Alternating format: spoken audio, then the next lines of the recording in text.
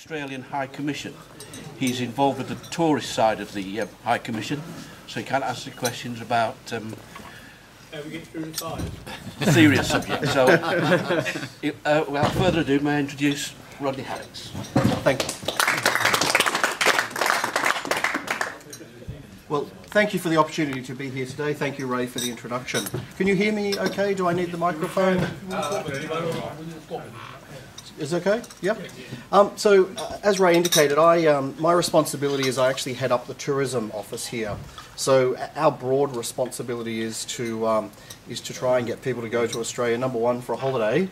So I actually want them to come back because they don't count otherwise, or for the purpose of business travel. So trying to get people to go for meetings and things like that. So I'd like to first of all give the apologies of the High Commissioner, the Honourable Mike Rand. He was unfortunately not able to be here today. He's on his way to Australia.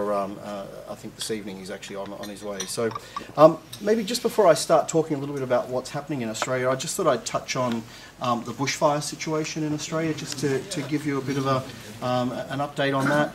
There's been quite a bit of coverage here in the UK, as there has been in other parts of the world. Part of the challenge with that is that people see that and they have the perception that the whole country's alight. I think the fact is that, number one, that Australia is a large country, and to put that in perspective, the UK fits into Australia 33 times.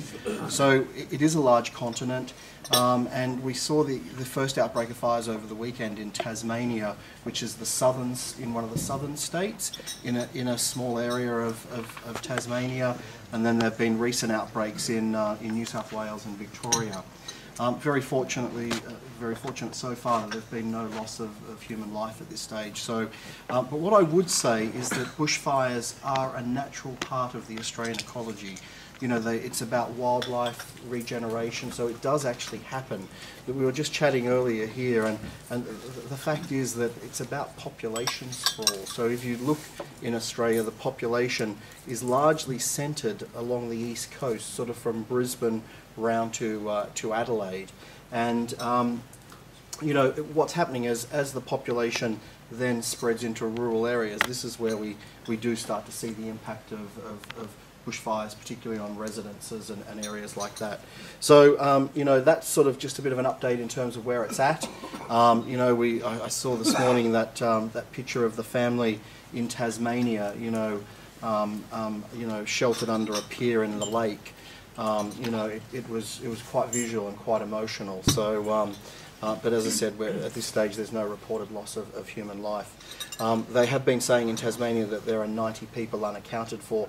Just to put that in a context, it's down in a southern peninsula, and the reason that they're unaccounted for is that, and this is somebody from Tasmania was explaining this to me on Monday or Tuesday, that where these rural areas are, it's like a one-way dirt road into a farm area, and so they're quite isolated. But as I said, at this stage, no reported loss of human life. So that's sort of the bushfire situation. As I said, I mentioned earlier a little bit about tourism. So what we do is try and motivate people to travel to Australia. We get about 600,000 Brits that go to Australia every year. At our height, we reached 700,000. The interesting thing is that there are actually about 1.1 million Australians that come to the UK each year. So there's a bit of an imbalance, and my job is to try and do something about that. We've seen the growth out of Australia in terms of outbound, grow quite strongly, particularly in the last few years. So total population in Australia is about 24 million people, which is interesting. Over 1 million of them each year are coming here. And look, there's a lot to do with historic links, cultural. There's definitely a lot to do with that. Of that 24 million, 1 million of that population have direct links with the UK. So there is a strong connection with this country in terms of family connections. So that's sort of just a little bit about the country in terms of population, where it lives. One of our challenges that we have in trying to convince people where to go and what to do, because Australia is quite daunting because of its geographic size, people have a bit of a view initially that they'll be able to do the whole lot in a couple of weeks. That's a big barrier for us, because once they start to research it, they realise, and our challenge there is that it's then easily put off because it's a little bit daunting for them. And when we start and say, well, flying from Los Angeles to New York is quite similar to flying from Sydney to Perth, it puts Australia in perspective. As I said earlier, it's a continent, so it's got different climates. That's sort of just to put it in perspective in terms of size. Just a little bit about why people go from the UK. The interesting thing is that it's definitely about nature. It's about wildlife. Brits love to get out and self-drive. We speak similar languages, so we sort of we drive on the same side of the road. I will get to sport in a moment. And the other thing is that it's also about getting on the coast, getting on the beaches, and I've been here for 7 years, and when I first came here, I didn't realise how much weather plays a part in holiday planning. And I just get it now in terms of escaping and having time out, and so the weather is a big factor. And I think people were saying, what do I miss? And it is about those contrasts, the blue sky, the red and the green, and that's why actually Brits love to go to Australia. We do lots of research to understand why do people go there, and one of the big things is the contrasts, is the open space. So that's they're the big factors as to why people go to Australia. What was that? The sun in the sky. The sun in the sky, there you go. I mentioned sport. Well, we've got the British and Irish Lions tour in June this year. So it kicks off in Melbourne. So we've got Melbourne, Sydney, Brisbane. There are a couple of other matches that are happening in Perth as well, and other parts of Australia. That has a huge following. It's only once every 12 years. So the last time was 2001. There were around 40,000 Brits that went down for that event. That was in the good days, economically, where we believe that we'll probably get in the order of about 20-odd thousand people. Those people selling it have indicated that it's selling quite well. And then following the Ashes, so we've got the Ashes series here in July and August, and then very unusually, it's in Australia in November and December. So we had the year of sport in the UK last year with the Olympics, and so this is our year of sport in Australia. We're going to work to try and get quite a few people to travel down. The other areas that I just thought I'd touch on, I'm not the right person to talk to these in detail, but I'll just touch on them. I was asked to sort of talk about the economic situation, immigration, and just generally life in Australia. So the first one, I'll just talk about the economic situation. Australia, and we were talking about this earlier in the lunch on the table here. Economically, Australia is doing quite well. There is a big tribute to that to the resources sector. So the resources sector is very strong in Australia. Australia did not go into recession during this global economic turmoil. The resources sector played a big part of that. The other factors that there's been good management of the economy. The financial services sector is also very heavily regulated and has been for many years. So there are lots of factors that attribute to that. Also, Australia's location and relativity to Asia, so the emerging growth out of Asia is well positioned. A lot of companies globally are also using Australia as a base in terms of accessing Asia. So places like Brisbane, Sydney, Melbourne, Perth, and Adelaide doing very well from that point of view. So the resources sector very strong, driving the economy. The opportunities in Asia also very strong. A lot of our exports also doing incredibly well. One of the biggest ones that is well known here is Australian wine. So it's one of the biggest foreign wines that's consumed in this country. So continue to do very strongly from an export point of view. In terms of immigration, I'm probably not the right skill set to talk about that. If you're interested in terms of anything on immigration, I'd really encourage you to look at the Department of Immigration website. So just if you get online, and so I'm probably not the best person to talk about that. So I won't touch it because I'll tread on somebody's toes and get in trouble. In terms of general life in Oz, look, I think I touched on that. I think, you know, as I said earlier, the economic situation is quite prosperous. We were talking about, you know, simple things like interest rates.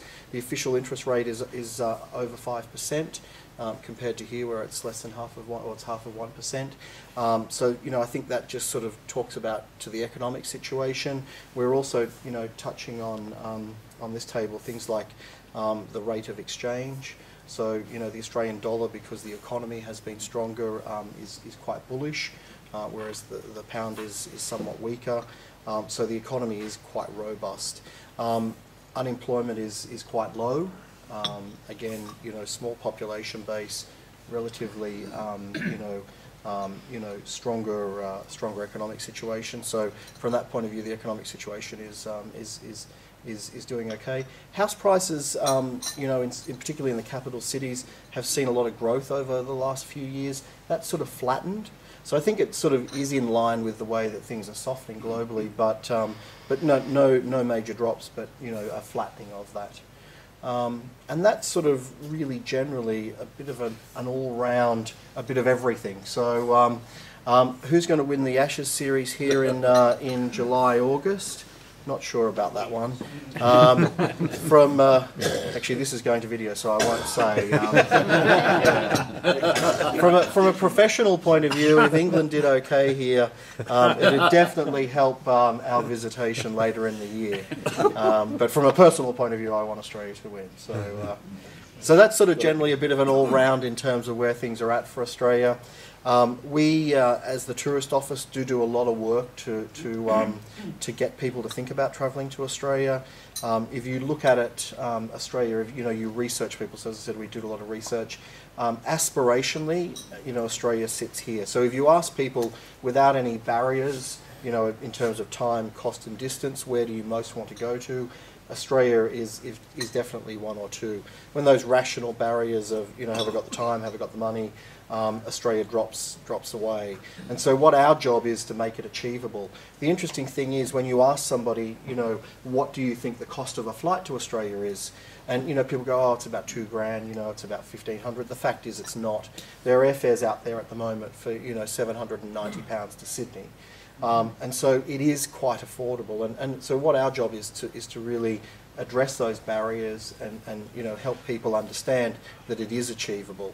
The fact is, of the 600,000 people that we get, 56% of them have been before. So what we know is when we get people to go, they're our greatest advocates because they tell other people, but importantly they want to go back. And again, because they realise because it's such a large country that they can do bits of it and then they go back and do more. What I would say, you know, places like Western Australia, lots of Brits live in Perth. We do see a lot of family and friends travel to Western Australia, but also a lot of people go to Western Australia for a holiday. Air access, very easy. Lots of great carriers that fly to Australia, so you know, which help make it affordable. So, you know, for those of you, actually, show of hands, who's been to Australia? Jeez, I've got some work to do. There we go. Well, look, the Ashes or the Lions, there's a good reason to go. But anyway, look, thank you for the hospitality of having me here today. I'm happy to take any questions. Happy to give you advice as to where you can go and book your holiday to Australia as well. Yes? Jim, first question. Only because one of my friends was thinking along these lines. If you look at the US, English citizens can go to the US for up to 6 months and they can own property without restriction there. I understand there's some fairly significant differences in Australia. Yeah, unfortunately, I don't know the answer to those questions. We can't buy property, for example, can we? I don't know that. I'm sorry, I don't know the answer to that question. Sorry. I understand. Okay, fine. Yeah, you can on a holiday visa go for up to 3 months. I know that. I'm not sure about foreign property ownership. Do you need visa for Australia? You do, and you actually get it when you purchase your ticket, so it's all done online. So when you book with your airline, it's an electronic process, and it's called an ETA, so it's done very simply. It's quite seamless, you wouldn't even know, to be honest. If you book with your airline or your travel agent, it's all just done simultaneously. Ron? What, in essence, is the immigration policy, one? And the second question, when I was there some years ago, there was a lot of talk of being in a mainline water supply from northern Australia down to, say, Sydney, Melbourne, Victoria, that area. Yes. Anything on that? So I'll address the second question first. The question was about, and we were chatting about this earlier on this table.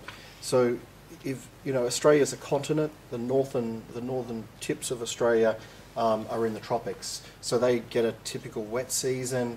You know, and they're subject to cyclones. So you know, it's very it's you know, they get a lot of rainfall in the north. Certain parts in the south, like I mean, I come from New South Wales in Sydney. Before I came up here, you know, I've been here 7 years, and you know, we had what we call water restrictions or hosepipe dams in the city. And if you look at it now, our dams in the south, like I mean, you know, are overflowing. And so there was lots of talk about, okay, how can they run, you know, with so much available water in the north down to the south. They did do a lot of investigation. It's just not feasible, just the sheer distance involved in it. But again, it's not an issue at the moment. Like I mean, we were talking about the Murray River, which runs on the border of New South Wales and Victoria, two of the southern states, and you know, that river was quite affected by the lack of rainfall in terms of, you know, and now that's not an issue. So it's a bit cyclical, to be honest. In terms of immigration, as I said, I really can't speak on immigration. I'm not the right person, and I don't know all of the answers. So I'm probably best not to even step into that space. So I'm sorry, Ron, I can't. One of the things that the Prime Minister said, the female Prime Minister, Julia Gillard, yes. Yes, I couldn't think of her name. Thank you. She made a very strong speech about, in the essence being that if you can't learn a bloody language, you get out, or something like that. Is that still the case? I think, like the UK, there are requirements when you are going for citizenship. You know, that you have to be able to speak English. Like I mean, so you know, it's yeah. So there is basic requirements in that area. Our Prime Minister is actually from Wales, so Some Welshman. yeah.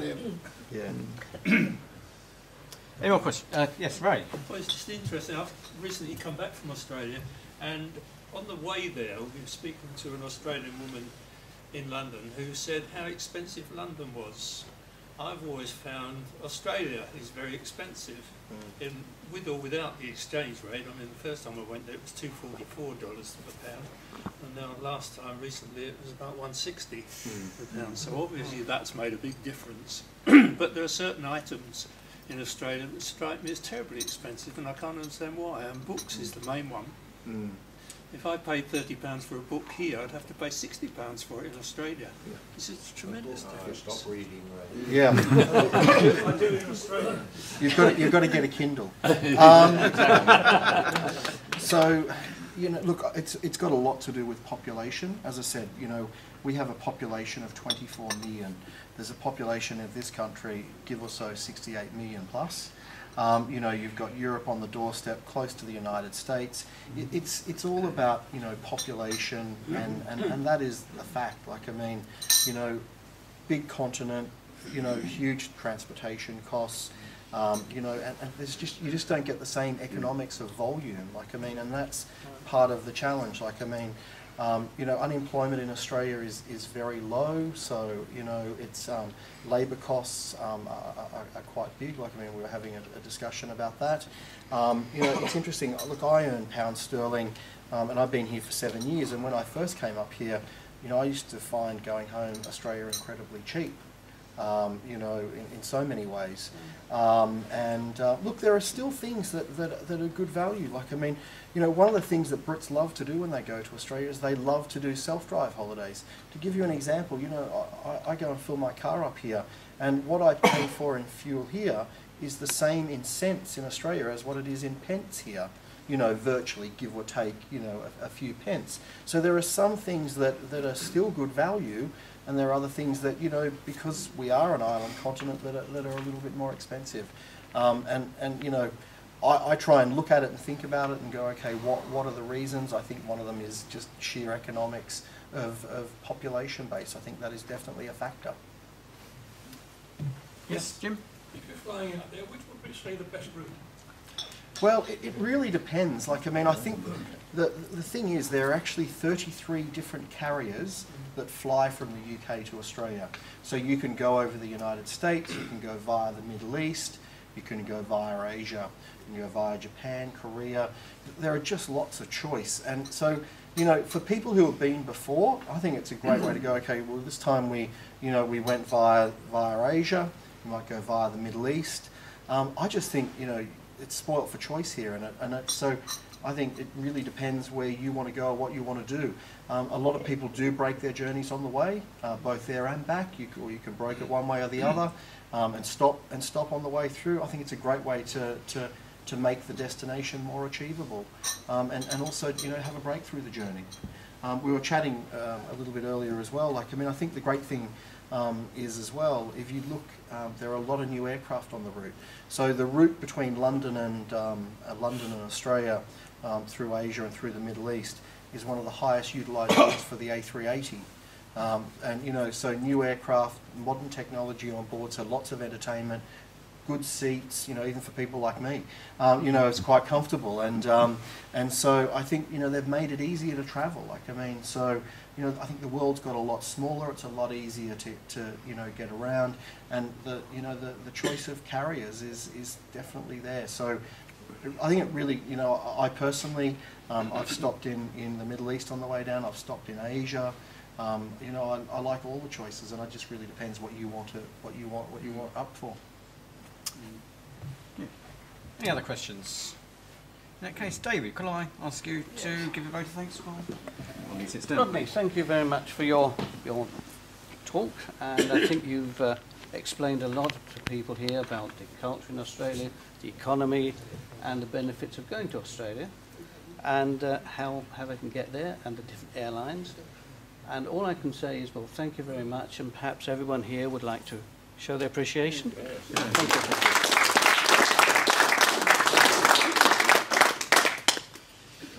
Thank you for that. Is there any other business, fellows?